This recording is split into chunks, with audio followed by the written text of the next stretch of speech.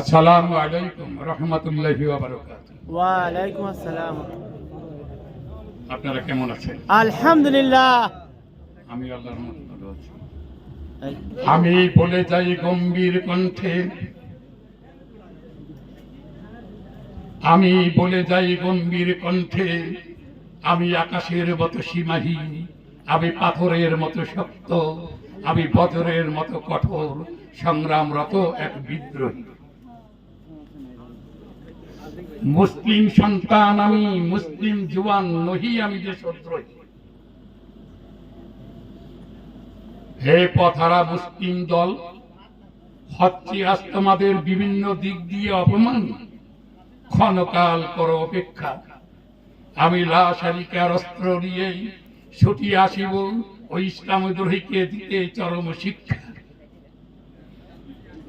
আমি কবি নজরুল নহি, শরৎ অথবা বঙ্কিম নহি, তবে কি আমি সুন্নি মুসলমান। আমার ডান হাতে তীক্ষ্ণ ধারালো তরবারি, আর বক্ষেতে রয়েছে পাক কোরআন।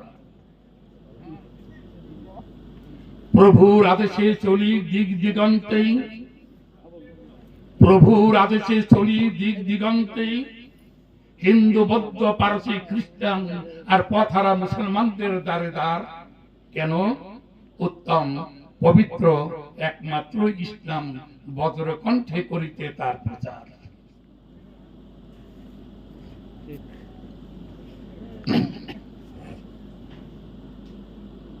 আলহামদুলিল্লাহ,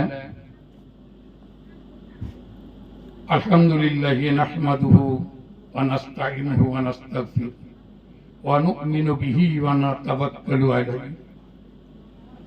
নাউযু বিল্লাহি মিন শুরুরি আনফুসিনা ওয়া মিন সাইয়্যাতি আ'মালিনা ওয়া নাশহাদু আন লা ইলাহা ইল্লাল্লাহ ওয়া নাশহাদু আন্না সাইয়্যিদানা ওয়া সানাদানা হাবিবানা মাওলানা মুহাম্মদ সাল্লাল্লাহু আলাইহি ওয়া আলা আলিহি আসহাবিহি বারাক ওয়া সাল্লাম। أما بعد فأعوذ بالله من الشيطان الرجيم. بسم الله الرحمن الرحيم. إن الدين عند الله الإسلام. قال النبي صلى الله عليه وسلم: من قال لا إله إلا الله فدخل الجنة. أستغفر الله ربي من كل ذنب واتوب اليه لا حول ولا قوه الا بالله العلي العظيم. اللهم صل على محمد وعلى ال محمد كما صليت على ابراهيم وعلى ال ابراهيم انك حميد مجيد. اللهم بارك على محمد كما باركت على ابراهيم وعلى آل إبراهيم إنك حميد مجيد. تمت بالخير تمت. আল্লাহ লাখ লাখ শুকর, অযাচিত ভাবে এই প্রত্যন্ত এলাকায় আপনাদের মতন স্বনামধন্য ইমানদার মুসলিম সম্প্রদায়ের সঙ্গে আমার মোলাকাত হলো। সবাই জোরে বলি আলহামদুলিল্লাহ। আলহামদুলিল্লাহ। আপনাদের এই মাহফিলের যে প্রথা বাংলাদেশের বিভিন্ন জায়গায় আমাকে দিয়ে কিছু দিনই রিলিজিয়াস রেফারেন্সি কথাবার্তা বলায়, এইভাবে খেদমত করতে গিয়ে আল্লাহ তাআলা রব্বুল ইজ্জত রব্বুল আলামিন প্রতি বছরই আমার হাতে ৩-৪ জন করে ইসলাম গ্রহণ করান। এই পর্যন্ত প্রায় ৫৩ জন ইসলাম গ্রহণ হয়েছে আমি গুনাহগারের হাতে। আলহামদুলিল্লাহ। তারা এখনো বহাল তবিয়তে আছে। একটু পানি দেন। আমি মনে করেছিলাম এলাকাটা বোধহয় এখানে হিন্দু এলাকা আমার পূর্বের বংশীয় লোকজন আছে। একটু পানি দিবার কোন তো উনি বললেন যে এলাকায় যদি লোক নাও থাকে কিন্তু মাইকের শব্দ যাবে না। আমি বললাম যে তাদেরকেও স্পেশাল ভাবে একটু দাওয়াত দিয়েন যে আপনাদের পুরোহিত বাবু পণ্ডিত উনি আসতেছে আমাদের এখানে, আপনারা একটু আসবেন। তাহলে আচ্ছা ঠিক আছে, সেই সুবাদে মনের খুশিতে আমি আসলাম যে তাদেরকেও কিছু দিদি কথাবার্তা আমি বলতে পারবো। যে এসে দেখি আপনাদের এই এলাকায় কোনো অমুসলমান নেই, থাকেও অনেক দূরে, মাইকের আওয়াজও অত দূর যাবে কিনা সন্দেহ, এবারে ঠিক কিনা বলেন। তারপরেও আপনাদের ছেলে এলাকার কৃতি সন্তান আমার সাহেবে দাবার মহতরম মাওলানা রফিকুল ইসলাম সাহেব আমাকে একটু আগে অনুরোধ করেছেন যে আমি আমার বক্তব্যে যেন আমি ইসলাম গ্রহণ করেছি এবং ওই ধর্ম কেন ত্যাগ করেছি এই নিয়ে কিছু আলোচনা রাখতে। এই ইসলাম গ্রহণ করার পরে আপনাদের সান্নিধ্যে থাকা আমার একান্ত প্রয়োজন, আমার একান্ত প্রয়োজন। এই জন্যেই এই আপনাদের এলাকায় আসছি, যাতে করে আপনাদের সাথে আমার একটা পরিচয় ঘটে, আর বিশেষ করে আপনাদের কাছে আমার খাস দোয়া চাওয়া যাতে আল্লাহ তাআলা দিনের পরে আমাকে মোকাম্মেল রাখেন। আমিন।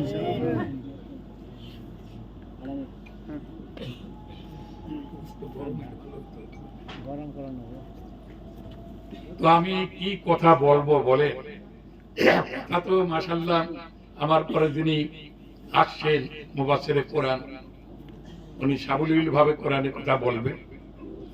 তবুও যখন বসছি তখন একটি আয়াত আর একটি হাদিস আমি তুলে ধরেছি, এটার দিকে লক্ষ্য রেখে আমি বিস্তারিত কথাগুলি সংক্ষেপে আমি বলে যাব। সবচেয়ে আগে আমি বলি,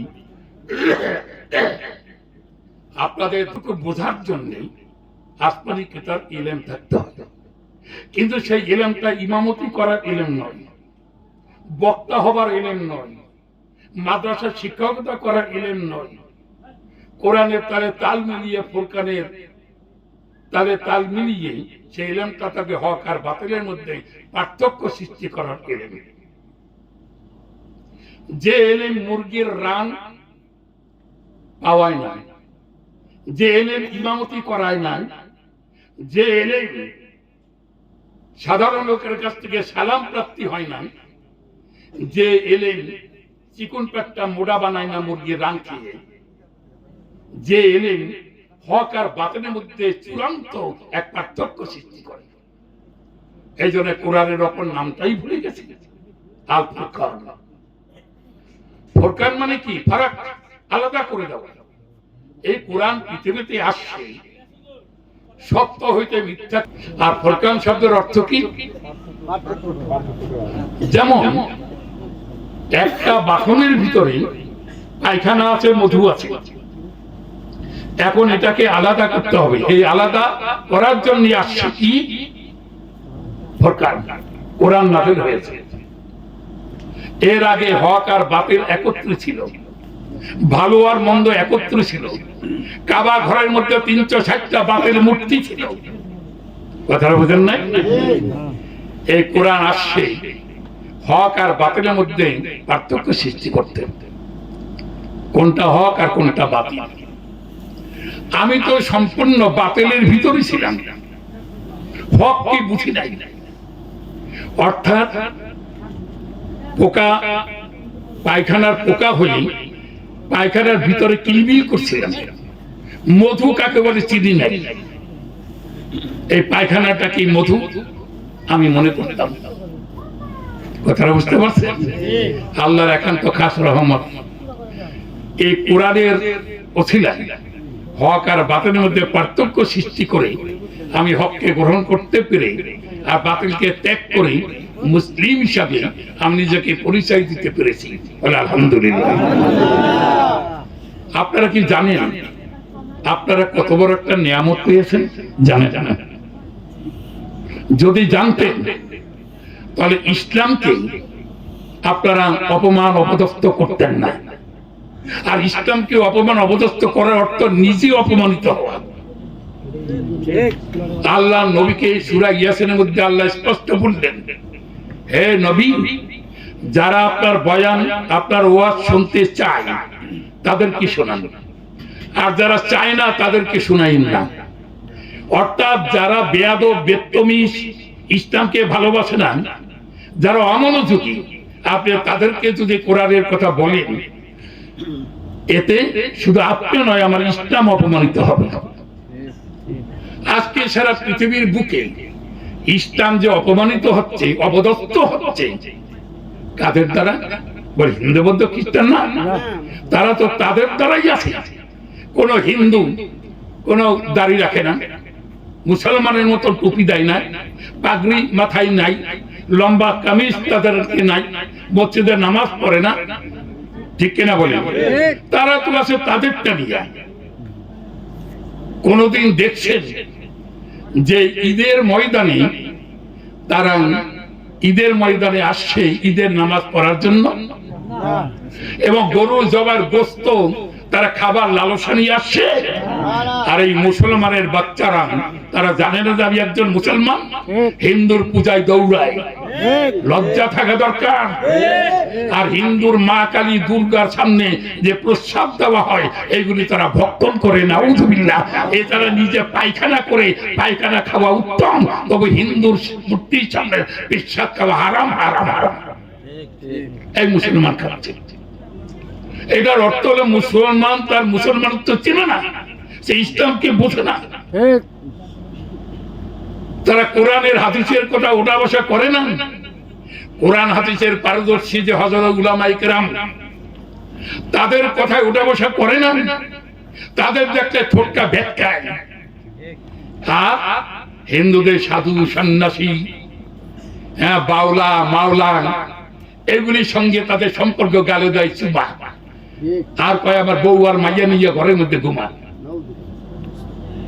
এ হচ্ছে মুসলমানদের অবস্থা। যদিও দেখেন বিভিন্ন ধরনের রাস্তা, কবরে গেলে কিলে চলে পাবেন না কেউ রাস্তা। সেখানে নাস্তা হবে পুজো রক্ত নাস্তা, দামেও সস্তা, পাবেন 2.5 মণ বস্তায় বস্তা। আমি যখন বলেছিলাম ইসলাম সর্বশ্রেষ্ঠ নয়, নিকৃষ্ট তো দূরের কথা, তবে ইসলাম কি? ইসলাম সর্বশ্রেষ্ঠ ধর্ম। এটা হিন্দু খ্রিস্টান বৌদ্ধদের কারসাজি, তাদের ষড়যন্ত্র। এই মুসলমানদেরকে কোরআন পড়তে দেওয়া হয় না, কোরআন পড়ে আগ্রহী প্রকাশ করানো হয় না। এই জন্য হিন্দুরা বাংলা লিখে রেখেছে, তোমরা বলো ইসলাম সর্বশ্রেষ্ঠ ধর্ম। সর্বশ্রেষ্ঠ অর্থ কি জানেন? লেখাপড়া শিখছেন, এটা জানেন না কেন? এই মনে করেন এখানে আমি প্রধান বক্তা, যেমন আমার পরে যিনি আসবেন উনি হচ্ছেন প্রধান বক্তা। উনি যখন আসবেন সবাই স্লোগান দিলাম, প্রধান বক্তার আগমন, স্বাগতম স্বাগতম। এতটুকু কথা তারা বোঝা গেল উনি আজকে বক্তা নয়, স্টেজে আরো বক্তা আছে, তাই ওনাকে যেমন সম্মান করবেন ওই বক্তাদেরকে সম্মান করবেন। ইনিও বক্তা, উনিও বক্তা, তার সমস্ত বক্তার মধ্যে উনি প্রধান বক্তা। কি বলে কথাটা বুঝতে পারছেন? আর যদি বলা হয় একমাত্র বক্তার আগমন, তার কি বোঝা গেল? এখানে আরো 14,000 যদি বক্তাও থাকে, এই কথা দ্বারা বোঝা গেল আজকের মজলিসে উনিই বক্তা, আর কোনো বক্তা নাই। কেন বললেন ইসলাম সর্বশ্রেষ্ঠ ধর্ম? নাউযুবিল্লাহ। কতবার করবেন আস্তাগফিরুল্লাহ? এটা হিন্দুদের শিখানো কথা, এটা বৌদ্ধ খ্রিস্টানদের শিখানো কথা। অথচ আল্লাহ তাআলা কোরআন নাযিল করে স্পষ্ট ভাবে বললেন, কি বললেন? ইন্না দীনা ইনদাল্লাহিল ইসলাম। আল্লাহ পাক বলেন যে কি বিশ্ব মানবের মুক্তির জন্য, মনুষ্যত্ব রক্ষার্থে ইসলাম আমি আল্লাহর মনোনীত একমাত্র ধর্ম। আল্লাহ তাআলা বলেন পৃথিবীর মানুষের মনুষ্যত্ব রক্ষার্থে ইসলাম আমি আল্লাহর মনোনীত এবং অনলি ফর একমাত্র ধর্ম। তা মানে আসমান থেকে পৃথিবীতে কোন কালে কোন যুগে আর কোন ধর্ম আসে নাই, যদি আসে ধর্ম হিসাবে সেটা হলো ইসলাম। আদম আলাইহিস সালামের আগে আর কোন ধর্ম ছিল? ওনার থেকেই শুরু হলো লোকে মাহফুজ থেকে আনা, সেদিকে যাব না। তো আদম আলাইহিস সালাম এই ইসলামের দুইটা রূপ, একটা হলো তাওহীদ আর একটা হলো রিসালাত। তাওহীদের কোনো পরিবর্তন নাই কিয়ামত পর্যন্ত, কিন্তু রিসালাতের পরিবর্তন আছে। যেমন আদম আলাইহিস সালামের বেলায় উনি বলছিলেন লা ইলাহা ইল্লাল্লাহ, আল্লাহ ছাড়া কোনো মাবুদ নাই, আমি আদমে শফিউল্লাহ। এরপরে বলছেন নূহ আলাইহিস সালাম লা ইলাহা ইল্লাল্লাহ, নূহ নাজিউল্লাহ। ওই আগের রিসালাত নাই, রিসালাত পরিবর্তন হয়েছে নূহ নাজিউল্লাহ। কথা কি বুঝে আসছে? কিন্তু লা ইলাহা ইল্লাল্লাহ এটা ঠিকই আছে। পরবর্তীতে যেখানেই যাবেন লা ইলাহা ইল্লাল্লাহ, দাউদ খলিফাতুল্লাহ, লা ইলাহা ইল্লাল্লাহ ইব্রাহিম খলিলুল্লাহ, লা ইলাহা ইল্লাল্লাহ মূসা কালিমুল্লাহ, লা ইলাহা ইল্লাল্লাহ ঈসা রূহুল্লাহ। কিয়ামত পর্যন্ত উনি বলে গেলেন লা ইলাহা ইল্লাল্লাহ মুহাম্মাদুর রাসূলুল্লাহ সাল্লাল্লাহু আলাইহি ওয়াসাল্লাম। তো লা ইলাহা আর কোন পরিবর্তন আছে? এই কথাটা একটু ভালো করে ভুলবেন যে ইসলামের নীতি হলো এক আল্লাহর ইবাদত ব্যতিরেকে আর কোন মাবুদ নাই। মাবুদ কয়জন? আর কয়জন?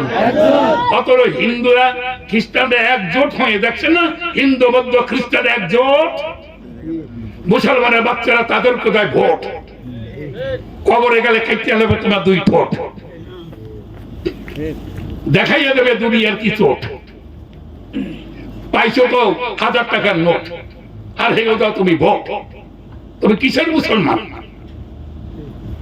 ভালো করে বুঝবেন, কারণ এখানে স্পষ্ট বলা যে হিন্দু বৌদ্ধ খ্রিস্টান তারা একজোট, আর মুসলমান হলো ইসলাম হলো একা একজোট। অর্থাৎ ইসলাম চাই সারা পৃথিবীতে ইসলাম থাক, আর কিছু থাকবে না। ইনিল হুকম ইল্লা লিল্লাহ, আসমান জমিন যা হুকুম থাকবে তা। সমস্ত নবী ফ্যাশন তাই ছিল।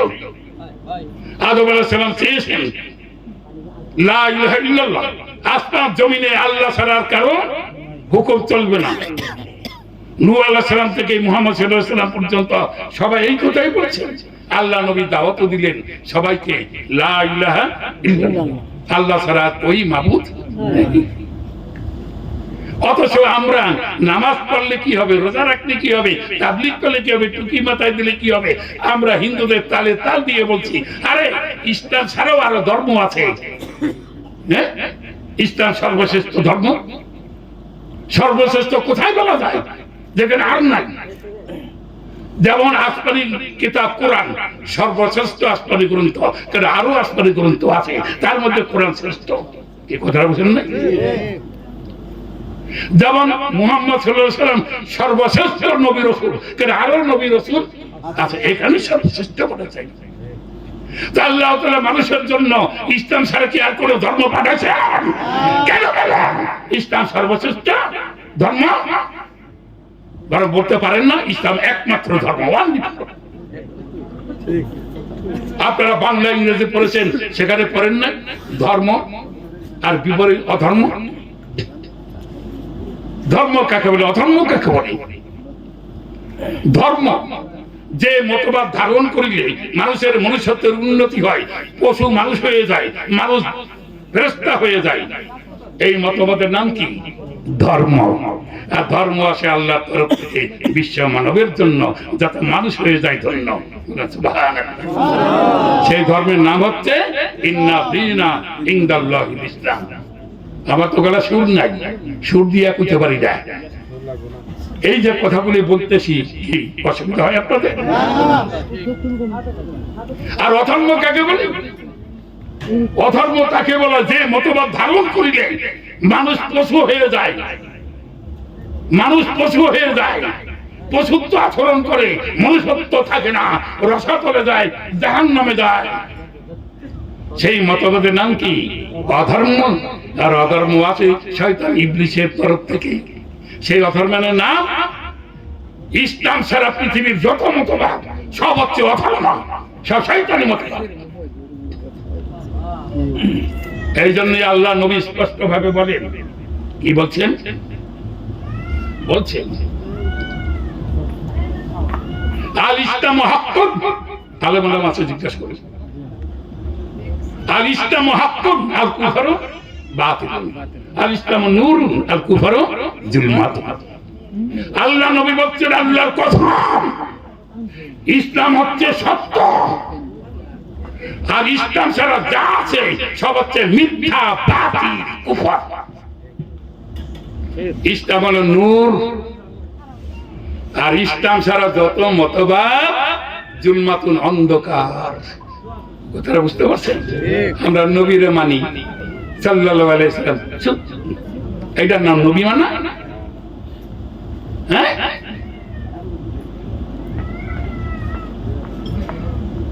নবীরে মানতে গেলে গান বাজনা করেন কেন?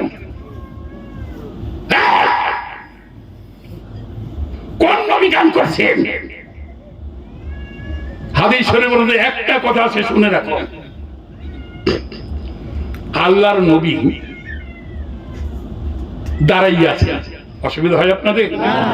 ছোট একটা নাবালিকা, না বালক না, না বালিকা, বাচ্চা, সে আল্লাহর নবীর কাছে আইয়া কয়, আসসালাতু ওয়াসসালামু আলাইকা ইয়া হাবিবাল্লাহ ইয়া রাসূলুল্লাহ সাল্লাল্লাহু আলাইহি ওয়াসাল্লাম। আমার একটা আরজ, আমি একটা মানত করেছি। যারা বলে কি করেছি? আপনি এক মিনিটে মনে করেন, আপনি যদি বলেন আমি সেই মানতটা আদায় করতে পারি। তুমি কি মানত করছো বলো? আল্লাহ নবী জিজ্ঞাসা করলে কি মানত করছো বলো? আমি মানত করেছি আল্লাহ নবী যদি খন্দকের যুদ্ধ হইতে অক্ষত দিয়ে ফেরত আসতে পারে, আমি দব বাজাইয়া বাজাইয়া নাচা নাচা গান করব। মানতটা বুঝছেন?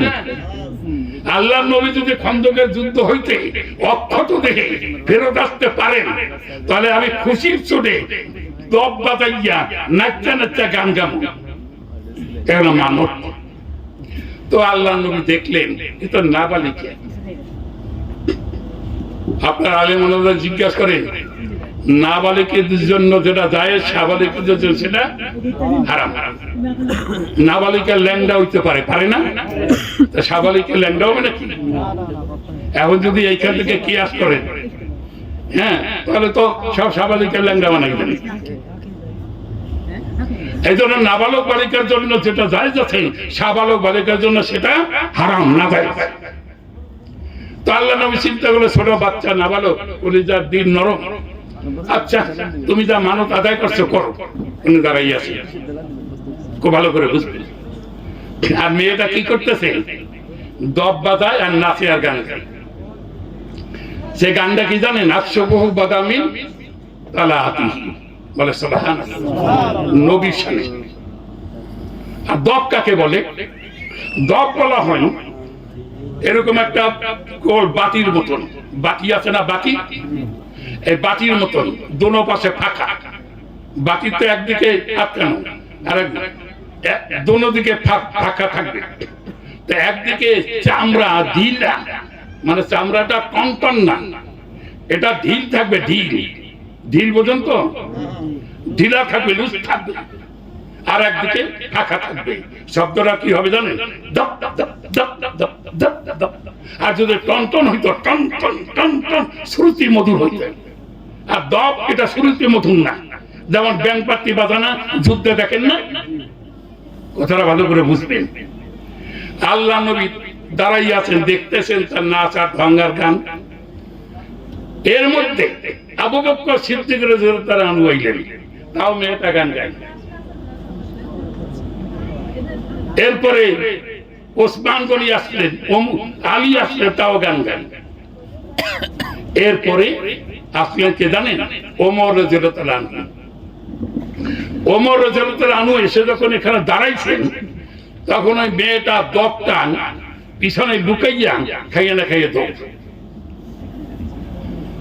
আল্লাহর নবী এইটা দেখে হেসে হেসে বলে, ওমর তোমার ভিতরে নাই কোনো গোমর, শোনো ভাই ওমর, তোমার এই শয়তান দেখা শয়তান তার কার্য ফেলাইয়া পালাইয়া যায়। কথাটা বোঝেন? আল্লাহ নবী কি বলছেন? ওমর শয়তান তোমারে দেখলে তার কার্য ফেলাইয়া সে পালাইয়া যায়। তো ওমরকে দেখে ওই ছোট্ট নাবালিকটা কি ফেলাইয়া পালাইছে? দব আর নাজা, আর পালাইয়া গেছে। তাহলে একটু ভালো করে বসেন তো, এই দব বাজানো, নাচা, গান গাওয়া, এটা কার কাজ? শয়তানের কাজ। কি কথাটা বুঝতে পারছেন? খুব ভালো করে বুঝবেন। আমরা মুসলমানের সেই কাজগুলি আমরা করি। সবাই বলে নাউজুবিল্লাহ, আরো জোরে বলে নাউজুবিল্লাহ। এর পিছনে আরো অনেক কথা আছে, এখন বলবো না। আমার ভাইরা, আমি যে ইসলাম গ্রহণ করেছি, আমার তো কেউ দাওয়াত দেয়নি। আমি কোন মানুষের মুখে দাওয়াত পাই নাই। আমি দাওয়াত পেয়েছি, আমার বাবার নাম ছিল নগেন্দ্রনাথ ব্যানার্জি, উনি ব্যারিস্টার ছিলেন, লয়ার ছিলেন। আমার জন্মস্থান ছিল বরিশাল পিরোজপুর। নাম শুনছেন পিরোজপুরে? আমার বাবার 3 ছেলে 3 মেয়ে।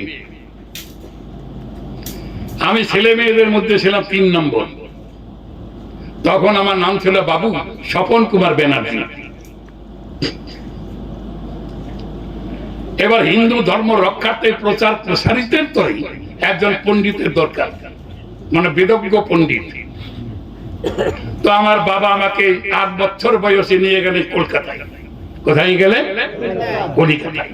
প্রাইমারি, হাই স্কুল, কলেজ, পরে সংস্কৃতি ভার্সিটি হইতে যথাসময় সংস্কৃতি ভাষার উপরে মাস্টার্স কমপ্লিট করে পণ্ডিত হয়ে আমি চলে আসি পিরোজপুর।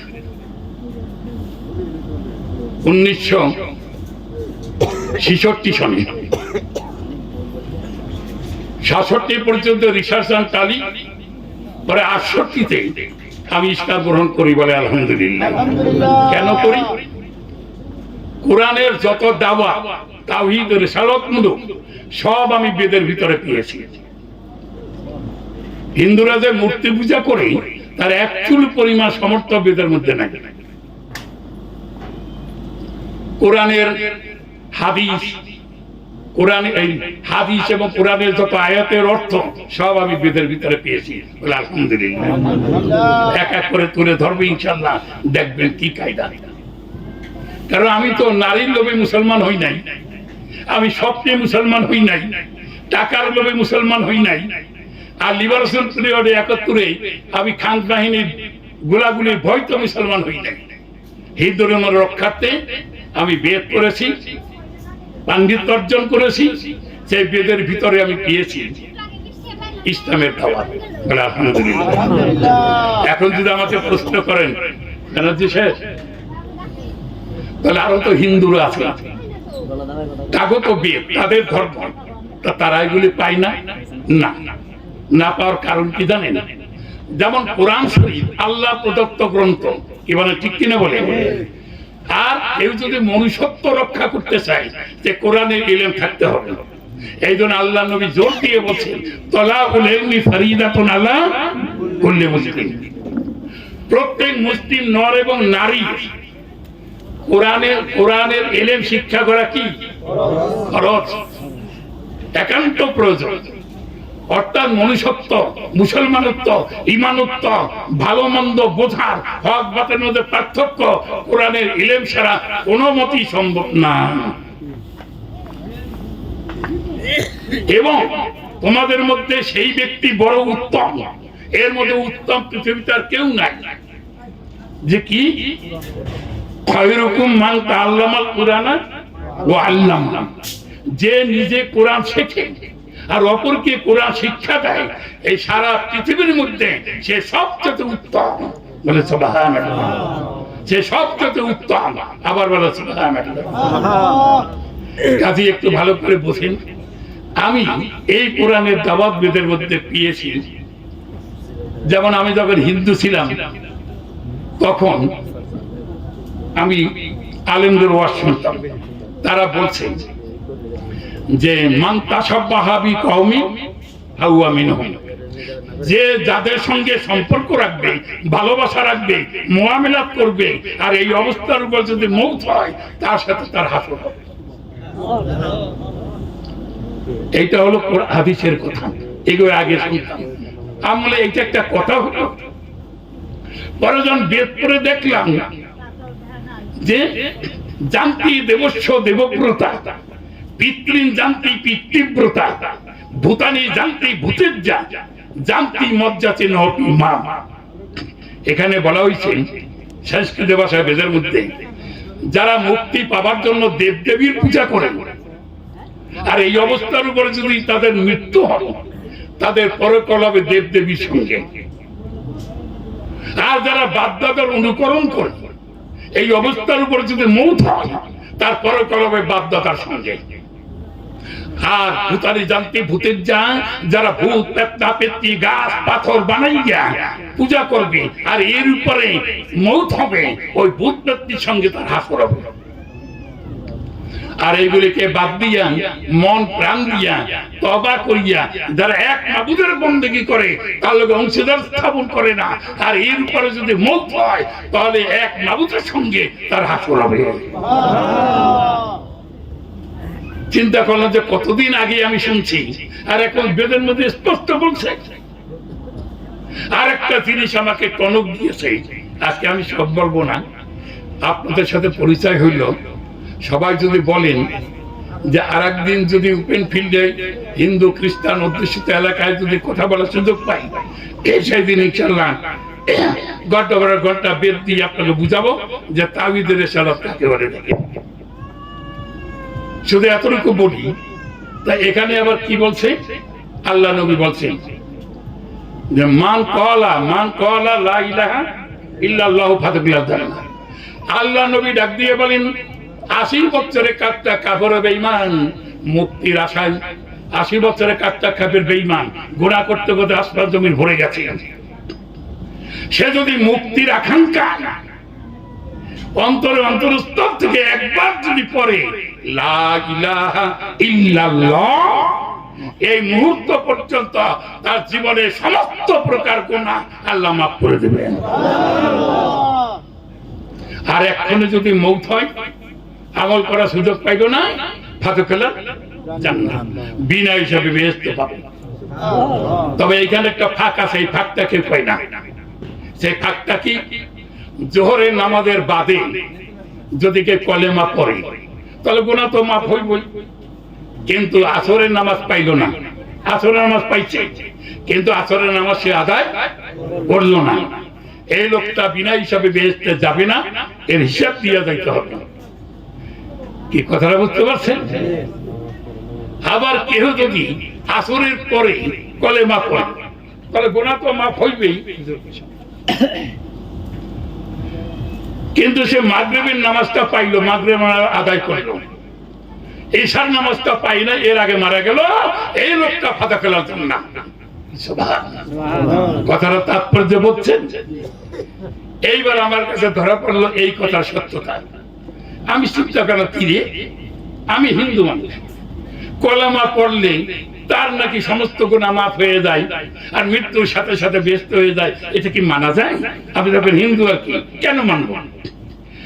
এইবার ভাইয়েরা মুরব্বীরা, আমি যখন ছোট্ট ছিলাম 7 অথবা 8 বছর, দেখেন না হিন্দুদের গলায় মালা, 1টা 2টা 3টা মালা, এর মধ্যে আছে অনেক জ্বালা, এ বোঝেন ওই শালা। কথা বুঝতে পারছেন?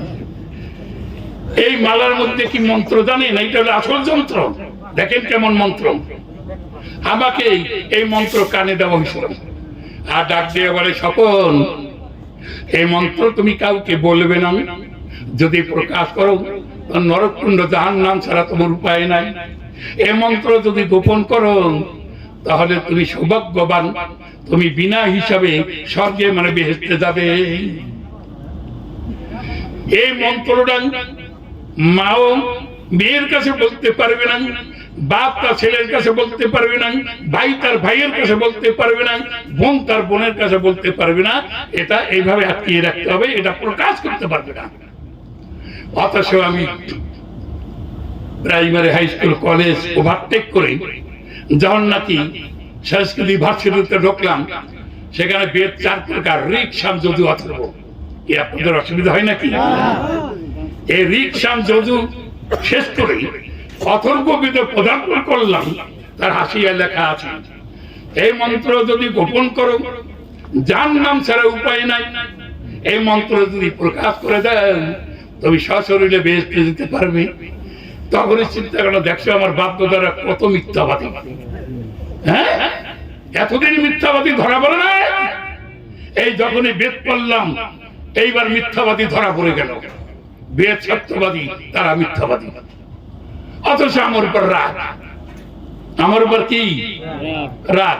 আমি যদি ইসলাম ধর্ম গ্রহণ না করি, অন্য কোনো ধর্ম গ্রহণ করতাম, আমার গালে চুমা দিত, আমাকে মহব্বত করত। কিন্তু ইসলাম ধর্ম গ্রহণ করার কারণে আমার বাবার 150 বিঘা সম্পদ এখনো আছে বেরেশপুরে।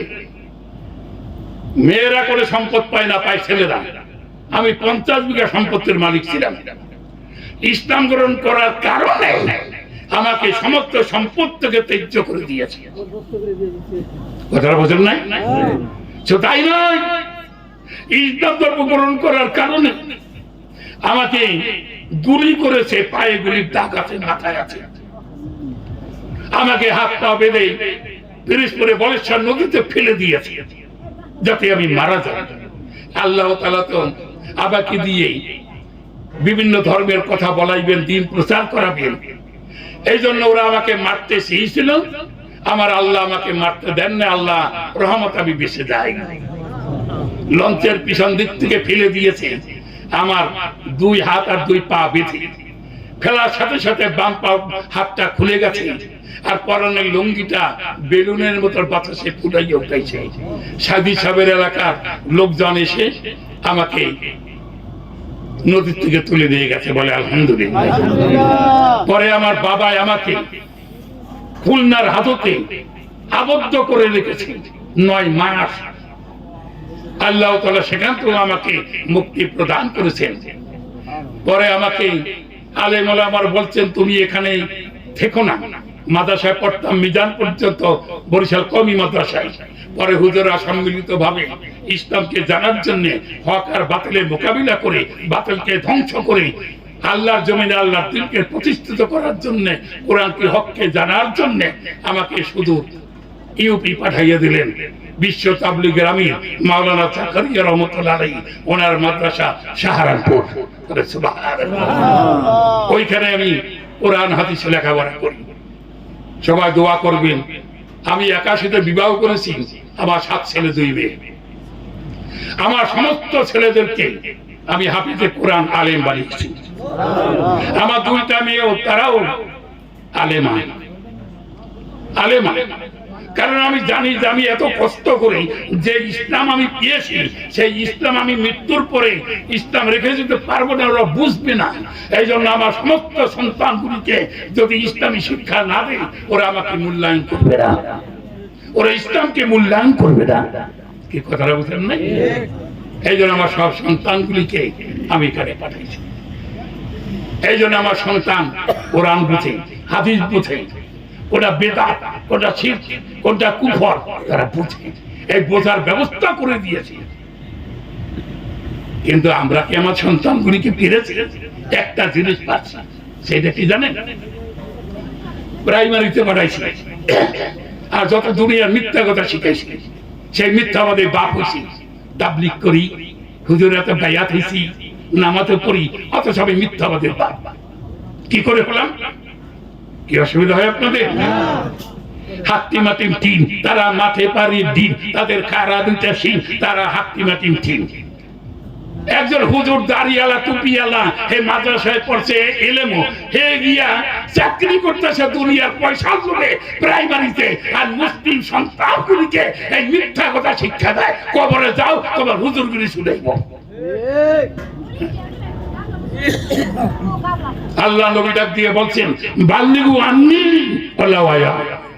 তুমি যদি আমার একটা হাদিস একটা কথাও জানা পকেটের ভিতরে রেখে দিও না, অন্তরে রেখে দিও না, প্রকাশ করে দাও, ওপেন সিক্রেট সবাইকে জানিয়ে দাও। বলে সুবহানাল্লাহ। এই দায়িত্ব ছিল তাবলীগ করা, দ্বীনের দাওয়াত দেওয়া। এটা সুন্নাত নফল নাই, এটা ফরজ আইন। বলে সুবহানাল্লাহ। তুমি যতটুকু জানো অতটুকু জানো। হাট্টি মাটির দিন আচ্ছা কয়েন দেই, আপনারা শিক্ষিত লোক সবাই বোঝেন। আল্লাহ যে 18,000 মখলুক বানাইছে, তার মধ্যে এমন কোন মখলুক আছে যার মাথায় দুটা শিং আবার মাঠে পারে ডিম? এরকম অদ্ভুত কোন মখলুক পাইছেন? গরু, ছাগল, ভেড়া, বকরি, মহিষ, হরিণ, এদের প্রত্যেকের শিং আছে কিন্তু কারো ডিম নাই। আবার পাখি, মাছ, মুরগি, হাঁস, এদের প্রত্যেকে ডিম আছে কিন্তু। আর আমার সন্তানকে ফুলকে হারালাম, হাট্টি মাটিম টিম, তারা মাঠে পারে ডিম, তাদের কারা দুটা সিং, তারা হাট্টি মাটিম টিম। একেবারে ডাহা মিশা কথা, বেজার হইতে পারে। দরকার হয় আর আমার দাওয়াত দিয়েন না, তবু হক কথা কইয়া যাম। কে বলে আমার মানুষ উত্তম উত্তম খামু, দরকার আর নাই আমু। কি কথা বুঝতে পারছি? শুধু এখানে ক্ষান্ত নয়, এরপরে আবার বলা হয়েছে নতুন নতুন পায়রাগুলি ঝোটন বেঁধেছে, দুই দারুদে রুই কাটা বেশি উঠেছে। কে দেখেছে, কে দেখেছে? বুড়িয়া দাদা দেখেছে। দাদা রাতে কলম চুরে ছুরিয়া মেরেছে, কলমটা মাছের গায়ে লাগিয়া পানির তলে পড়িয়া গিয়াছে। মাছ খাই দাদা বড্ড দেখেছে। বলো তো এই ঘটনা জীবনে কোথাও ঘটছে? তাহলে বুকে হাত দিয়ে আজকে রাত্রে শুইয়া শুইয়া চিন্তা করবেন রে মন, যে ঘটনা ঘটে না, ঘটতেছে না, ঘটবেও না, আমার সন্তানকে তার উপরে শিক্ষা দিলে, এই শিক্ষার উপরে আমল করলে আমার কি খবর আছে? মা পাবে। যদি না হয় তাহলে আজকের থেকে তওবা করেন, ওই শিক্ষা আর আমার সন্তানকে দেব না। ইনশাআল্লাহ রাজি আছে না? কেডা কেডা রাজি নাই? হাত তোলেন। রাজি নাই? মুসলমান হুজ্জুকে বাঙালি হবে না। আমি একা কথা কই মাইকে, কথাটা কি কই, সই না জই, এটা ভালো করে বুঝবেন, তারপরে লারা সারা দেবেন। ঠিক আছে? এখানেই ক্ষান্ত নয়। আবার কি লাগছে? আগাডুম বাগাডুম গোড়াডুম সাজে, ঢাক মৃদঙ্গ জাদর বাজে। বাঁচতে বাঁচতে চললো ডুলি, ডুলে গেল সে কমলাপুলি, কমলাপুলি টিয়েটা, সূর্য মামার বিয়েটা। আয় রঙ্গ আডে যায়, গুয়া পান কিন্না খাই, একটা পান ফোপরা, মাই চিনে ঝগড়া, হলুদ পানে হলুদপুর, তারার নামে টগর। ইকরিমিকরি চাম চিকরি চামে কাটা মজুমদার জাগানে পোলা বলে আসে, কারণ এই তত্ত্ব তো আসে ওদের কাছে। বলে ঠিক না?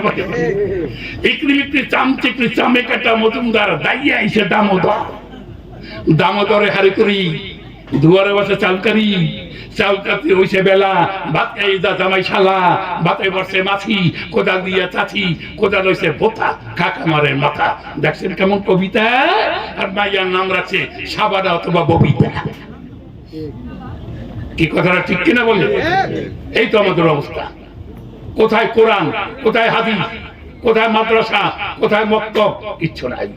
গান বাজনা ছাড়া কিচ্ছু বোঝে না, গান বাজনা ছাড়া কিচ্ছু বোঝে না। আজকে আমি বলবো, অসুবিধা হয়? গান করা জায়েজ আছে, এটা বাজনা জায়েজ নাই। স্পষ্ট ভাবে বলা হয়েছে, जो शख्स हाथिया और तालिया बजाता है वो लोगों को काफिर कहती है। যে মানুষ হাতিয়া আর তালি বাজায় এরা বিলকুল কাফের, আল্লাহ নবী স্পষ্ট বলেছেন।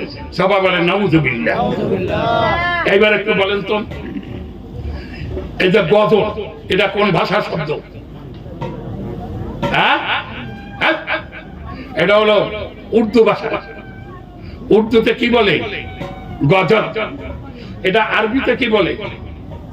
সিং। আরবিতে বলে সামা।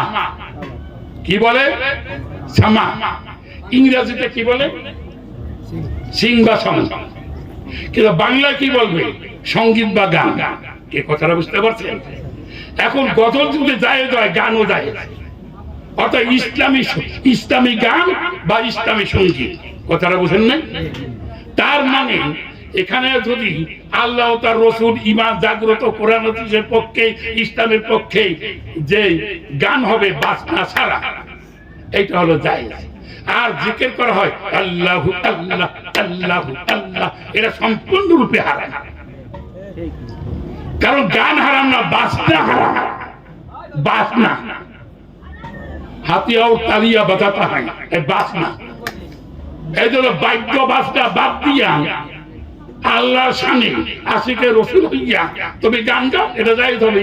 যাকে উর্দুতে গজল বলে, সামা বলে, কিন্তু বাদ্য চলবে না। বাদ্য বাজাইয়া যদি আল্লাহর নামও যদি কও, এটা হারাম হবে, এটা বিলকুল হারাম। কথাটা বুঝেন নাই? আজকে মুসলমান হইয়া কাকে শ্রদ্ধা করেন? এই যে আমি যে কথা বলতে গেছিলাম, একবার কলেমা পড়লে গুনাহ মাফ হবে, এই মুহূর্তে মারা গেলে কি হবে? এইটা আমি আলেমের কাছে শুনছি, ওয়াজে বিশ্বাস করতে পারি না। কিন্তু আমাদের যে কলেমা যে মন্ত্র দিয়েছিল, মনে আছে আপনাদের মন্ত্রের কথা? এই মন্ত্র বেদের মধ্যে পাইছি। এই মন্ত্রটা বিয়া শাদীর সময় লাগে, এই মন্ত্রটা গলায় দীক্ষা শিক্ষার মালা দেওয়ার সময় লাগে। এই মন্ত্রটা মানুষ যদি হঠাৎ করে মারা যায়, ঘর থেকে বের করে কানের মধ্যে মন্ত্র দেওয়া লাগে। এই মন্ত্র বলার পরে যদি লোকটা মারা যায়, সবাই বাদ্য বাজনা বাজায়, এই লোকটা খোঁজ নসিব। আর এই মন্ত্র বলার পরে যদি লোকটা না মরে, তাহলে আর ঘরে তোলেটা বদনসিব। কিন্তু ঘরে তুলবে কি করে? মাথার চুল নেড়া করিয়া, গরুর পেচ্ছাপ পায়খানা খাওয়াইয়া, মাথা ঘোল ঢাইলা স্নান করাইয়া আবার ঘরে নেওয়া লাগে। এই জন্য হিন্দু ধর্মে গরুর পেচ্ছাপ পায়খানা অমৃত সমান। কি কথাটা বলছেন? কিন্তু মুসলমানদের জন্য গরুর পেচ্ছাপ পায়খানা এক ফোঁটা সরিষার দানা ও হারাম, হারাম, বিলকুল হারাম। এই কথাটা বলছেন নাই? জোরে বলে বুঝতে পারছেন? সেই মন্ত্রটা কি দেখেন? আমি আমার বাপকে প্রশ্ন করেছিলাম, ও আমার পিতা, আমার কথা হইও না গীতা। আমি শোনো কি বলি, আমি বলি গীতা। আমার পড়াশোনা বেদবেদর গীতা, দেখো তার মধ্যে কি আছে।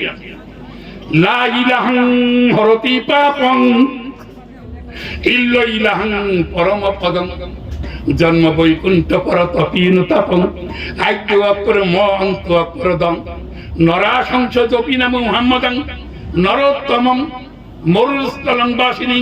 বলে সুবহানাল্লাহ, সুবহানাল্লাহ। বাবা তুমি যেন আমার উপর রাগ করো। আমার যে ছোটবেলায় মন্ত্র দিয়েছিলা, এই মন্ত্র তো আমি বেদের মধ্যে পাইছি, কাজে আমার উপর রাগ করো কেন? এই মন্ত্রের অর্থ কি বলো? এই আমার কোন মাইক শুরু করছে, তোর করে জানলে কি হবে? তোরে ইলেম শিখেছি, পণ্ডিত বানাইছি আমাদের ধর্ম রক্ষা করার জন্য। আমার বাবা তো বড় বাঘ হইতে এত রাগ, কানে দুটো কত তুই এন্দা বাঘ। কি আর করবো, গুতা খাই তো মরমু, পথ পাবো না, কোন পথে সরমু। কি কথা বুঝতে পারছো? এরকম রাগি মানুষ ছিল।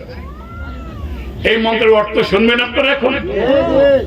আমার ভাইয়েরা, নবীর হাদিসটা শুনেছিলাম, মান ক্বালা লা ইলাহা ইল্লাল্লাহ ফাদখালাল জান্নাহ। অর্থাৎ যে লা ইলাহা জপনা করে তার জীবনের সমস্ত গুনাহ মাফ হয়ে যায়। আর এই আস্থার উপরে যদি মৌত হয়, তাহলে ফাদখালাল জান্নাহ, তাহলে কি হবে? বিনা হিসাবে সে বেহেশতে যাবে। বলে সুবহানাল্লাহ, সুবহানাল্লাহ। কিন্তু এইখানে একটি কথা আছে, অত দূর আর যাব না। এই শ্লোকের মধ্যে তাই বলা হয়েছে যে লা ইলাহা হরতি পাপং, লা ইলাহা জপনা করিলেই হরতি হরণ পাপ মানে গুনাহ, তোমার জীবনে সমস্ত গুনাহ মাফ হয়ে যাবে। কিন্তু আল্লাহ ছাড়া কোনো মাবুদ নাই, এই উপরে যদি তোমার মৌত হয়, তাহলে পরম পদং, পদং মানে স্থান, পরম মানে পবিত্র, পদং মানে স্থান, ফাদখালাল জান্নাহ, বিনা হিসাবে সে জান্নাতে যাবে। বলে সুবহানাল্লাহ। দেখছেন, আমি কোরআন হাদিসের দাওয়াত দেই না, ওয়াজ শুনছি, মনে মনে চিন্তা করছি আমি হিন্দু ওটা মানব কেন। এখন বেদের পণ্ডিত হইয়া এখন দেখি আমি যা যা ওয়াজ শুনছি, যেগুলো অবজ্ঞা করছি, এইগুলি সংস্কৃতি ভাষায় বেদের মধ্যে পাচ্ছি। বলে আলহামদুলিল্লাহ। আবার বলেন আলহামদুলিল্লাহ। কথাটা বুঝতে পারছেন? আরে শুধু তাই না, আপনারা দেখেন মুসলমান মারা গেলে তারা দাফন কোথায় করা হয়? ভাই একটু বলে। কবরস্থানটা আগুনের না মাটির? মাটির। মাটির। একটা মানুষ কয় হাত লম্বা? 3.5 হাত। 3.5 হাত। এবার কবরটা বানায় কয় হাত? 3.5 হাত। না, বিবেক করে কথা বলবেন। 3.5 হাত মানুষটা একে পাড়াইয়া বলবেন, এই জন্য 4.5 হাত কিংবা 4 হাত এই কবরটা করতে হয়, যাতে হাসানের সহিত নামান যায়। কি বলে, ঠিক কিনা বলে? আমার ভাইয়েরা, হিন্দু লোকটাও তো 3.5 হাত। সে মারা গেলে যে শ্মশান ঘাটে নেয়, শ্মশান ঘাটটা কয় হাত করে? এইটা দেখে আমার বুকটা ফেটে গেছে। আমার মাসি মানে খালা, তারে যে অবস্থা করছে এই দীক্ষা, আমার হৃদয় সে জ্বালা। মন কয় তাড়াতাড়ি এখান থেকে পালা। হ্যাঁ, কি করছে জানেন? একটা পুরুষ যদি, একটা মানুষ যদি মারা যায়, তারে গাঁটটা ভাঙ্গা বুকের মধ্যে আনে আর আঁটুগুলি ভেঙ্গে উপরে উঠায়। এবার ঘাট থেকে কোমর পর্যন্ত মেপে দেখেন 1 হাত 4 আনা। তাই তাদের শাসন ওই যে শ্মশান ঘাটটা এটা শোয়া 1 হাত 4 আঙ্গুল করে, এর মধ্যে মানুষ তারা শোয়ায়। পুরুষ হলে উপর করিয়া আর মহিলা হলে চিৎ করিয়া হয়। এইটা একটা ধর্ম? এটা একটা ধর্ম? দেখবেন কেমন কর্ম। এগুলি শয়তানি অধর্ম। কি কথা বুঝছেন? এইবার আমি কি করলাম, এইগুলি আমি দেখলাম, হাই রে, এদিকে আর যাইতাম না। আরে একদিন তো আমাকেও তো এই অবস্থা করতে, আমার মাকেও তো করতে হবে। অথচ এই কলেমা তাকে পড়ানো হয়।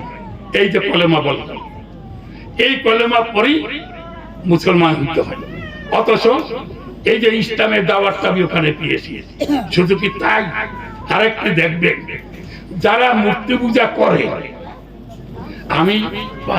আমি তো পণ্ডিত, বেদ আছে আমার কাছে।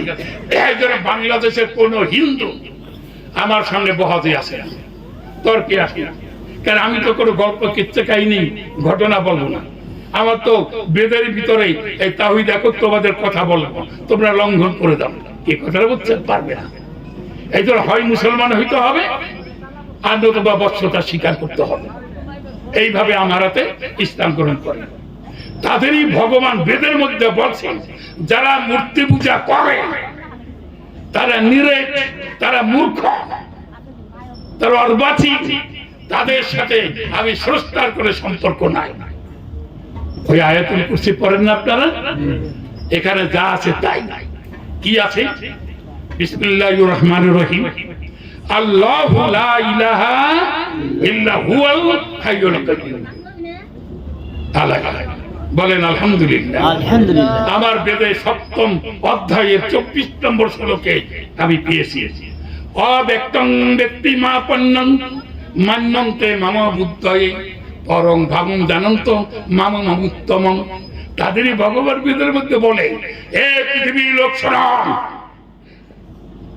আমি অব্যক্ত, আমি অব্যয়, আমি অক্ষয়, আমি জন্মরহিত, আমি অলিনল, আমি সর্বে সর্বা, আমি সব দেখি, আমাকে কেউ দেখে না।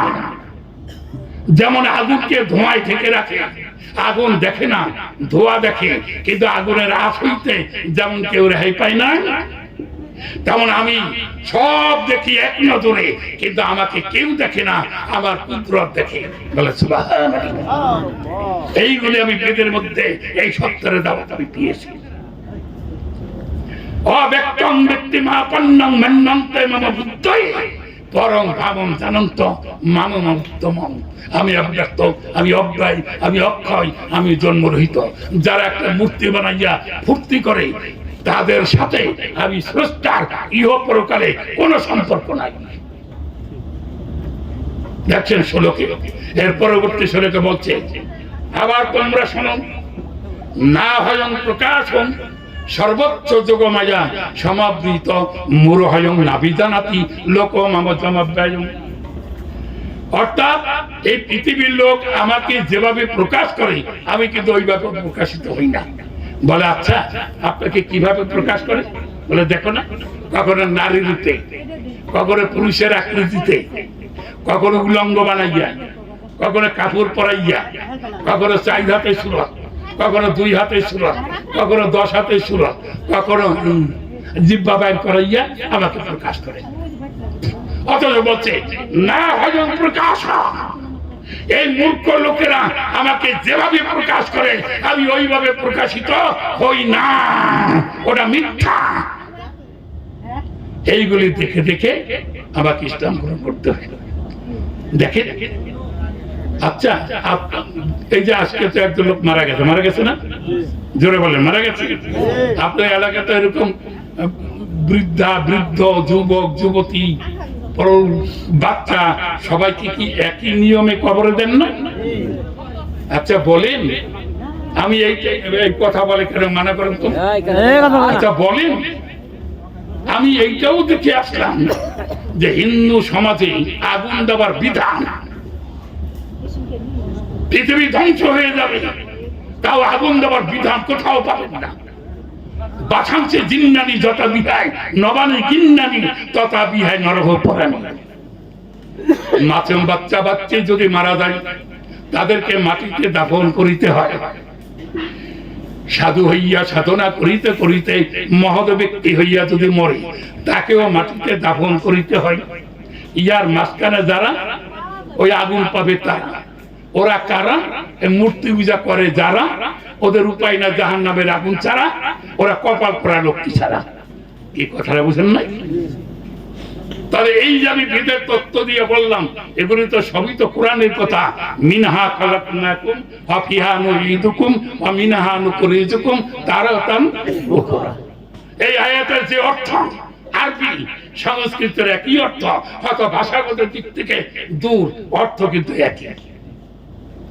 এমনি এমনি মুসলমান হই নাই, আমি দেখে শুনে হয়েছি। কারণ এখানে বলা হয়েছে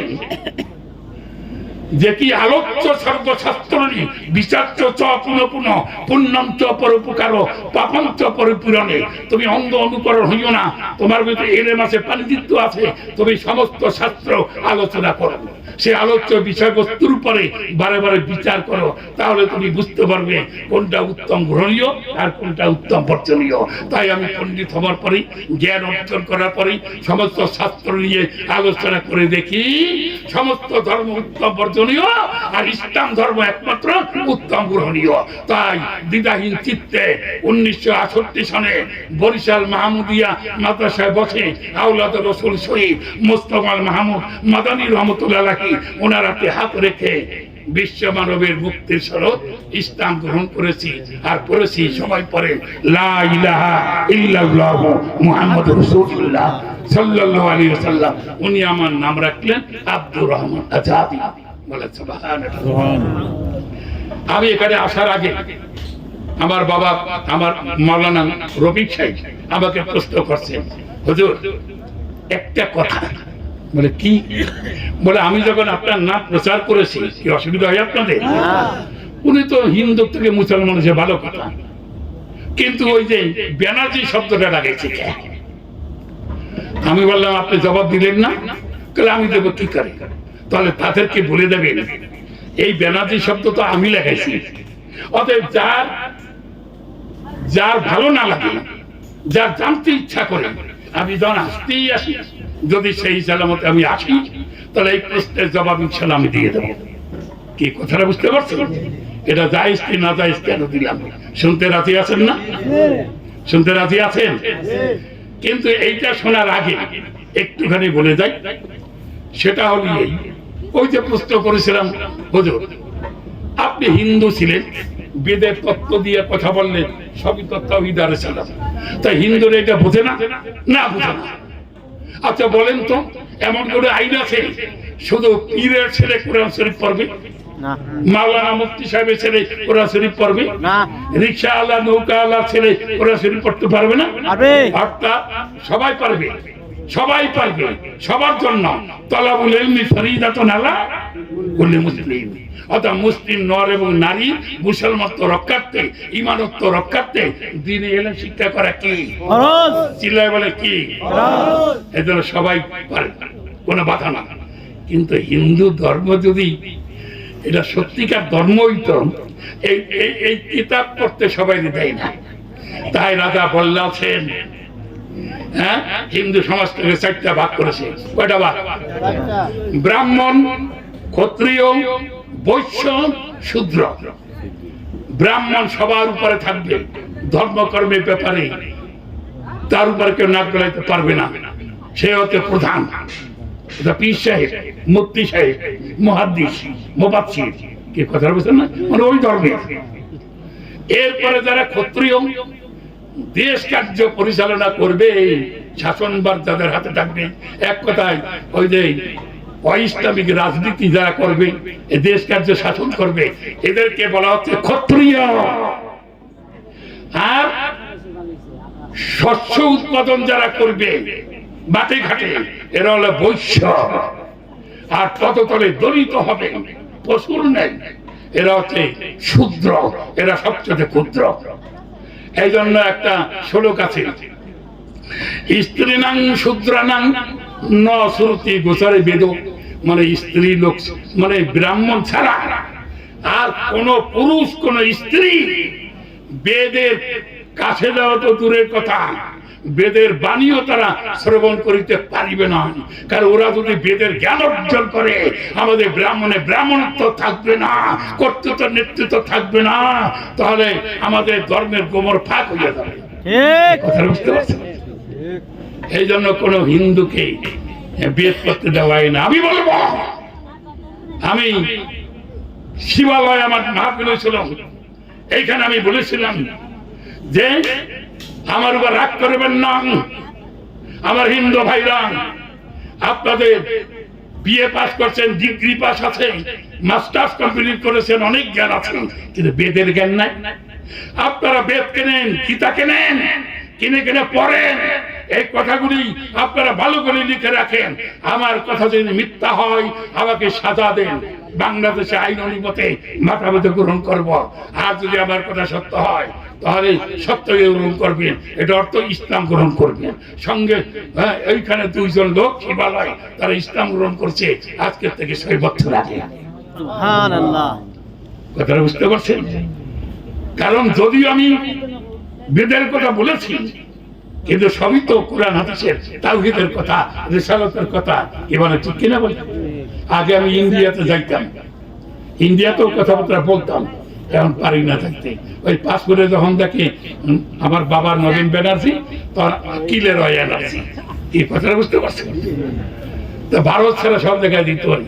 এমনকি দোষটা করলাম, যাক এইদিকে যাবো না, সময় যদি কোনোদিন পাই কমু। এবার একটা কথা আমি আপনাদেরকে বলি, কুল্লু মুসলিমিন ইখওয়া, আমার ভাইরা, কোন হিন্দু, বৌদ্ধ, খ্রিস্টান, ইহুদি, নাসারা, ওরা বেঈমান, অমুসলিম, কাফের, মুশরিক মুসলমানের ভাই হতে পারে না। একটা মুসলমানের ভাই মুসলমান, ইমানদারের ভাই ইমানদার, মুমিনের ভাই মুমিন, কোন বেঈমান ইমানদারের ভাই হতে পারে না।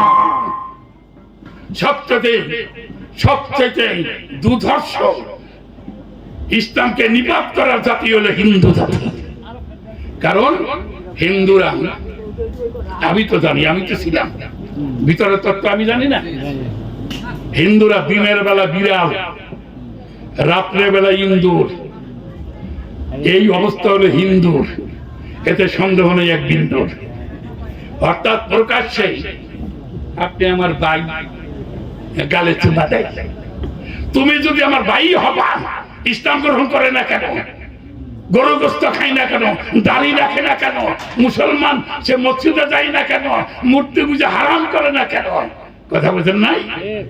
আবার মুসলমানের ভাই, ওরা স্বার্থ উদ্ধারের জন্য আছে, মুসলমান বোঝে না, গরু গোস্ত কমাইয়ে খান, তাহলে বুদ্ধি বিবেক আইবে।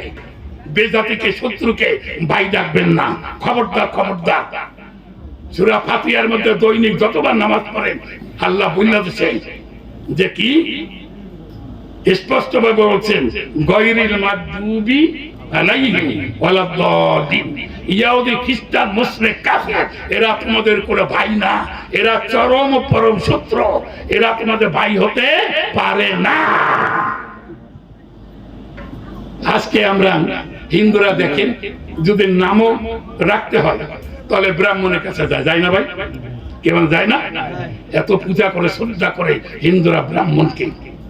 আর আমার আজকে মুসলমান আলেমরা হচ্ছেন আল উলামাউ ওয়ারাসাতুল আম্বিয়া, নবী রাসূলের ওয়ারিস। আলেম মানে সহ্য করতে পারে না, দেখতে পারে না। আলেম দেখলে বা নাম শুনলে গায়ের মধ্যে খাউজানি শুরু হয়ে যায়। কি বলে, ঠিক কিনা বলে?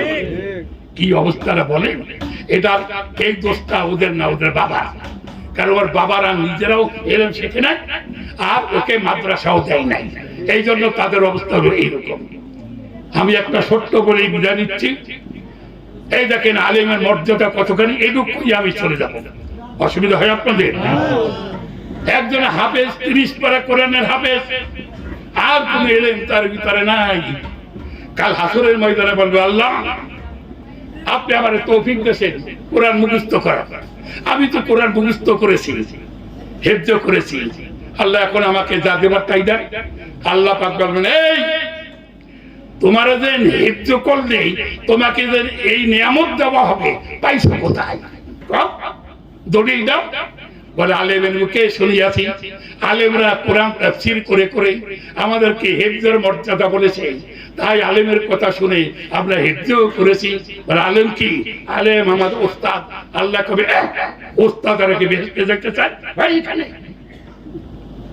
এবার কারি সাহেব কবে, আই এম কারি অফ কোরআন। আল্লাহ আপনি বলছেন কোরআন শুদ্ধ করে পড়লে তাকে নিয়ামত দেওয়া হবে। এই বলছি তো, তাই এই নিয়ামত পাইছো কোন? দেখাও। আলেমের মুখে শুনিয়াছি, আলেমরা বলছে রতিল কুরআন তারতিলা, এইভাবে ব্যাখ্যা দিয়েছে। আমরা আল্লাহ সেই ব্যাখ্যা শুনে আমরা কারি হইতে, কারি শুদ্ধ করে পড়তে পারি। আর আপনার কাছে চাই, বলে আলেম কি? আলেম আমার ওস্তাদ। কেমন সাজবে? ওস্তাদের আগে বেহেশতে যেতে চাই ভাই এখানে, উনি বসে থাকবেন।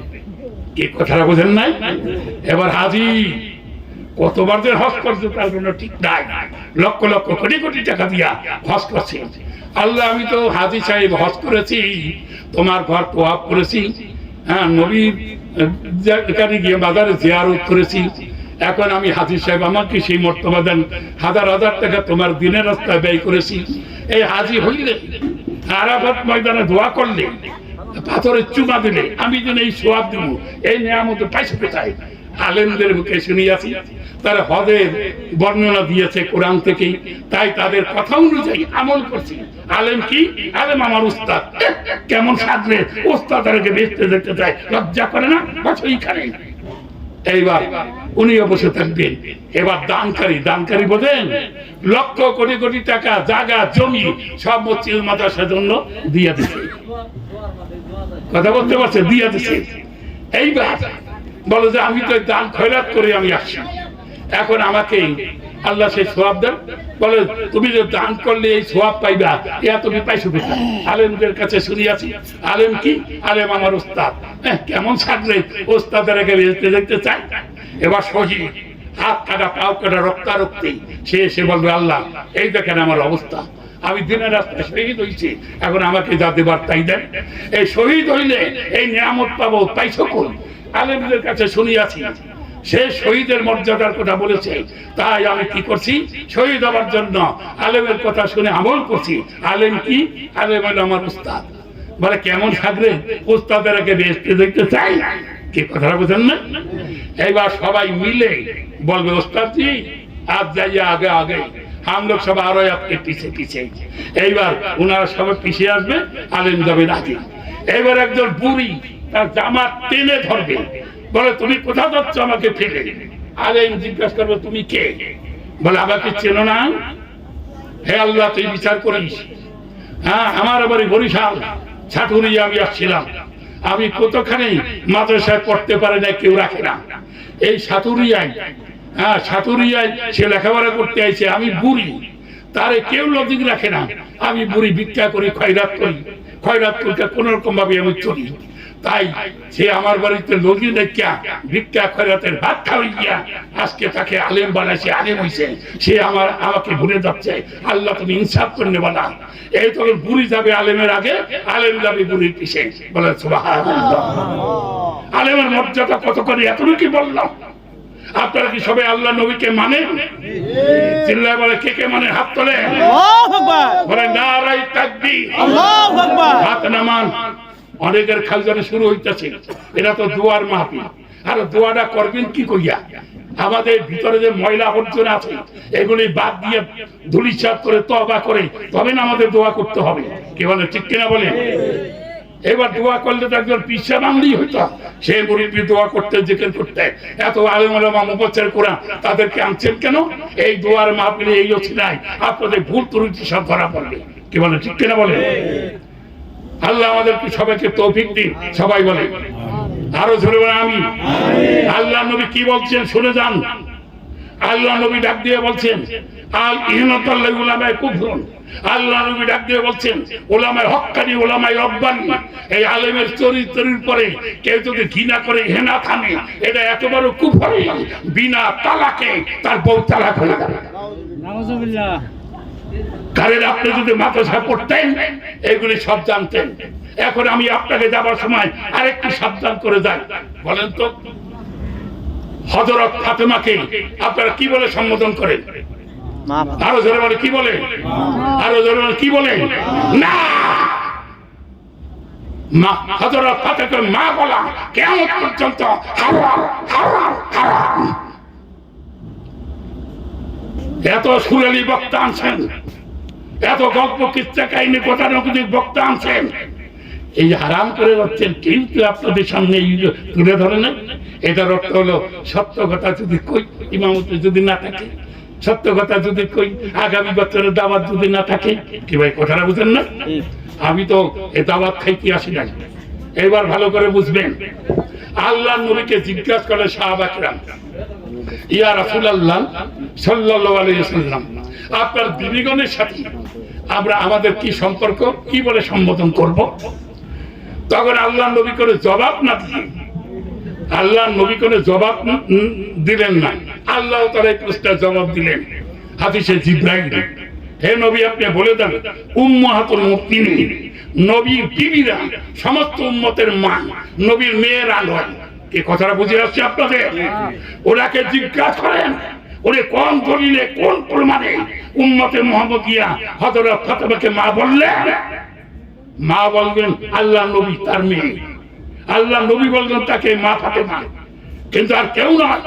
নবীর বিবিরা আমাদের মা, মা এসা, মা খাদিজা, মা হাবিবা, কিন্তু মা ফাতেমা কবি নেই হো सकता।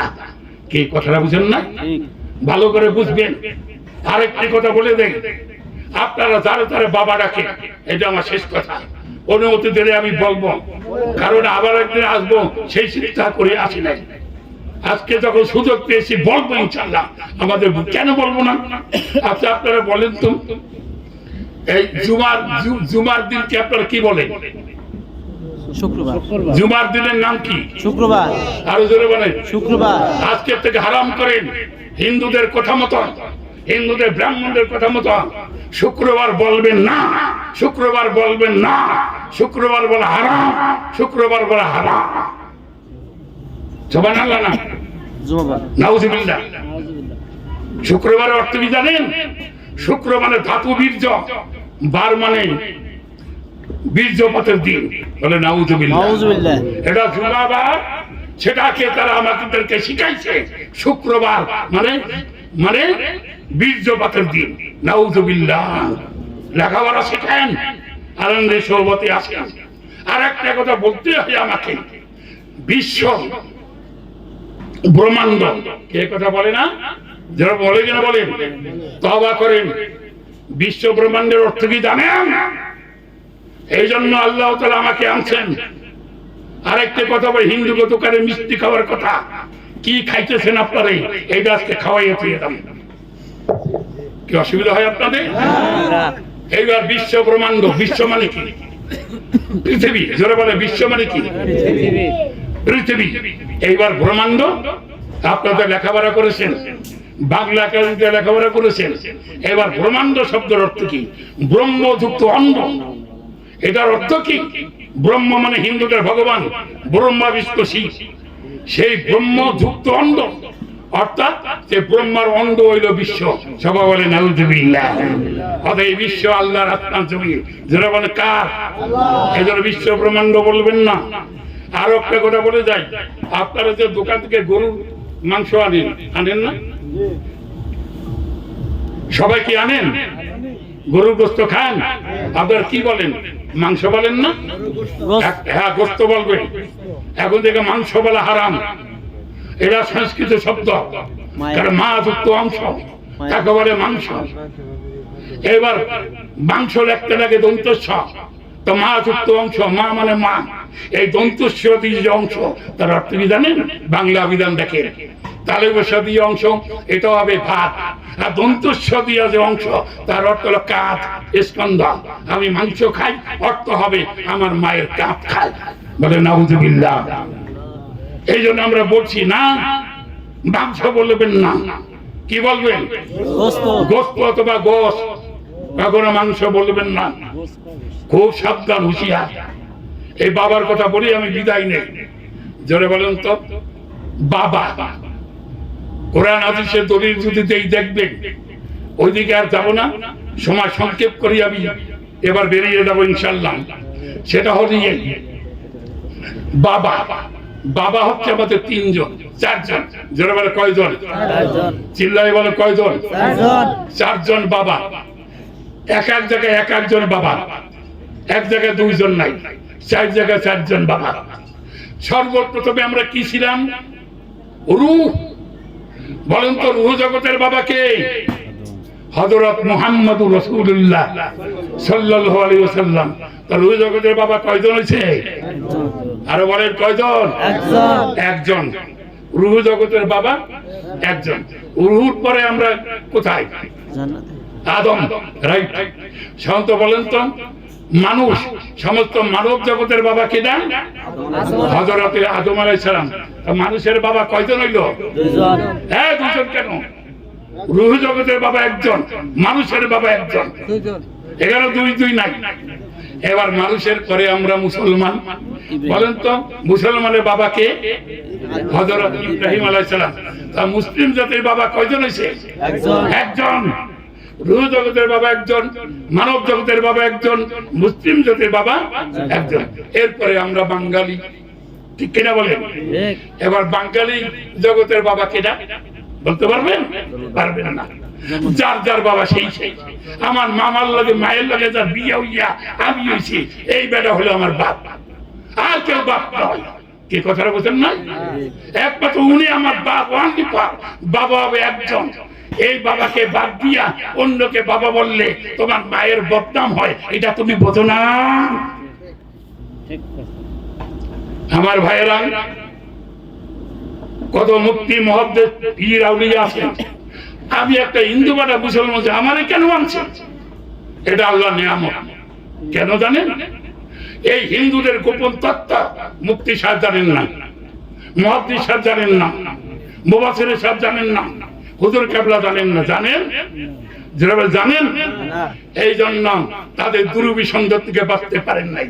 এই জন্য আল্লাহ তাআলা হিন্দু থেকে মুসলমান বানাইয়া আপনাদের সম্মুখে তারে আনাইয়া তার মাধ্যমে গোপন তত্ত্ব দিচ্ছেন জানাইয়া। আরো বলেন আলহামদুলিল্লাহ। আপনাদের সাটুরিয়া হিন্দুর দোকান আছে না? কালকে সকালে যাইয়ে দেখবেন। আপনারা কি বিশেষকে দেখতে চান? আজকের থেকে হিন্দু দোকানে মিষ্টি কেউ খাবেন না। কেন খাবেন না? গুরুত্বপূর্ণ কথাটা শোনেন। হিন্দুর দোকানে গিয়ে দেখবে, দোকানের সামনে তাকাবেন, ডাইনে বামে বা পিছনে একটা গণেশ ঠাকুরের মূর্তি আছে, আছে না? অথবা একটা ফটো ছবিও আছে, আছে কিনা বলেন? আরো লক্ষ্য করে দেখবেন, সকালে দুপুরে বিকালে একজন নামা বলে গাই দিয়ে একজন ঠাকুর তরল একটা পদার্থ নিয়ে ওই মিষ্টির পরে ছিটা দেয় আর মুখে মুখে বলে ওং নমো নমঃ গণেশ ঠাকুরায় নমে নমঃ। কি কয় কি না? এইবার কার নামে উৎসর্গ করলো? গণেশের নামে। বলেন গণেশ আল্লাহ না গায়রুল্লাহ? চিল্লায় বলেন আল্লাহ না গায়রুল্লাহ? কোরআন শরীফে আপনি যদি পড়তেন আমল হইতো, সন্তানকে যদি হাফেজকারী বানাইতেন আমল হইতো, আলেমের কাছে যাইতেন আমল পাইতেন, কিন্তু করেন নাই। এই জন্য কি খাচ্ছেন দেখেন, ওয়া মা উহিল্লা বিহি লিগাইরিল্লাহ। আল্লাহ তাআলা বলছেন আল্লাহকে ছাড়া অন্য কারো নামে মানত করা যাবে না, উৎসর্গ করা যাবে না, জবাই করা যাবে না। জবাই করতে হবে, উৎসর্গ করতে হবে, মানত করতে হবে একমাত্র কার নামে? আল্লাহ। আল্লাহর নবীর নামেও যদি করেন ঈমানটা বরবাদ হয়ে যাবে। সেখানে গণেশের নামে উৎসর্গ হয়, খেয়াল করছেন? এই হলো একটা জঘন্য কথা। আর সেটা দিল কি? এটার নাম হলো পঞ্চগব্য। এটার নাম কি? পঞ্চগর্ব না, পঞ্চগব্য। বাংলা অভিধান খুলে রাখবেন। What is panchagavya? পঞ্চগব্য হইল গরুর 5টা জিনিস একত্রে মিলাইলে পঞ্চগব্য হয়। গরুর কয়টা জিনিস? জোরে বলে কয়টা? সে 5টা কি শুনেন? দই, দুধ, ঘি, গরুর পেশাব, গরুর পায়খানা। কয়টা হইছে? ধরো কয়টা হইছে? দই, দুধ, ঘি, গরুর পেশাব, গরুর পায়খানা। এই 5টা একত্রে মিলাইলে পঞ্চগব্য হয়। সেই পঞ্চগব্য হাতে নিয়ে কয় ওং নমো নমো গণেশ ঠাকুরায় নমে নমঃ। একে তো গণেশ ঠাকুরের নামে উৎসর্গ, আর গরুর পেশাব পায়খানা খাইলেন নাউজুবিল্লাহ, গলে আঙ্গুল দিয়ে বমি করে। আবার কথা যদি সত্য হয়, ফজরের নামাজের পর হইতে মৃত্যুর আগ পর্যন্ত হিন্দুর দোকানে করে মিষ্টি খাবো না। ইনশাআল্লাহ, ইনশাআল্লাহ। আমার ভাইয়েরা, মিলাদে যদি কেউ মিষ্টি আনে, কোন মেহমান যদি বাড়িতে মিষ্টি আনে, হ্যাঁ, বা বচ্চদের যদি মিষ্টি দেয়, আগে যাচাই করবেন তাকে কার দোকানে মিষ্টি। যদি কয় হিন্দু দোকানে, খাবো না। আর যদি মুসলমানের দোকানে, খাবো না। আর একটা কথা বলি, হিন্দুর দোকানের কারিগর যদি মুসলমান হয় তবু খাবেন না, কারণ কারিগর তো মাল বানাই দিয়ে চলে যায়, মালের উপর ক্ষমতা হিন্দুর, পঞ্চগব্য দিবে। ঠিক। আর মুসলমানের দোকানের কারিগর যদি হিন্দু হয় তাও খাবেন, কারণ সে তো মাল বানাইয়া দিয়ে টাকা নিয়ে চলে গেল, মালের উপর ক্ষমতা তো হিন্দুর নাই।